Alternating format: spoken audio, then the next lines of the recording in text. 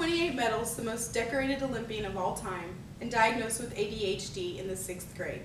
Michael Phelps is now one of the most widely known athletes in the world. However, in his youth, Phelps struggled with not being able to pay attention, being overly fidgety, and other behavioral issues associated with the disorder. What can be seen in Michael Phelps is that a diagnosis of ADHD is not the end of the road. Various outcomes are depicted by Monica Shaw's study, a systematic review and analysis of long-term outcomes in attention deficit hyperactivity disorder, effects of treatment and non-treatment. The long-term outcome rely heavily on the decision of seeking or not seeking treatment. The study shows that seeking and consistently maintaining a course of treatment for ADHD offers more of a long-term success. While seeking treatment not only offers a higher chance of success, not seeking any type of treatment can lead to a more difficult outcome. I will discuss this study with you now. The symptoms of ADHD can have various effects on the quality of life. These effects can generally be divided into two categories, short-term and long-term effects. The particular study focuses on the long-term effects. Long-term pertaining to this study was defined as 2 or more years of outcomes defined as life consequences. Published peer-reviewed studies were organized and analyzed based on predefined criteria. The data gathered for the study included studies that were published between January of 1980 and December of 2010, which was obtained through a search of 12 databases and included a follow-up of data after 2 or more years. The treatment that were used in the study that were examined were pharmacological, non-pharmacological, and/or multimodal treatments, basically which are treatments that combine medical treatment, behavioral treatment, and education. The study participants also had to meet certain criteria for ADHD. ADHD was required to be the primary or only diagnosis in a patient. Also, symptoms and a diagnosis of the disorder before the age of 7 was also a requirement.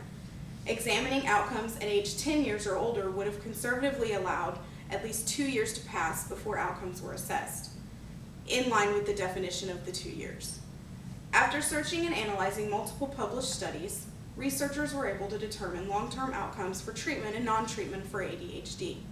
Outcome measures were compiled into 9 major groups based on commonality of outcome characteristics.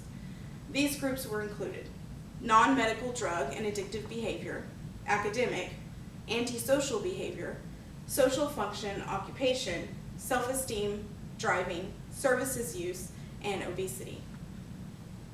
Poorer outcomes were generally observed in untreated participants with ADHD. Overall, 26% of untreated participants had similar outcomes to the controls, whereas 74% of untreated participants experienced poorer long-term outcomes.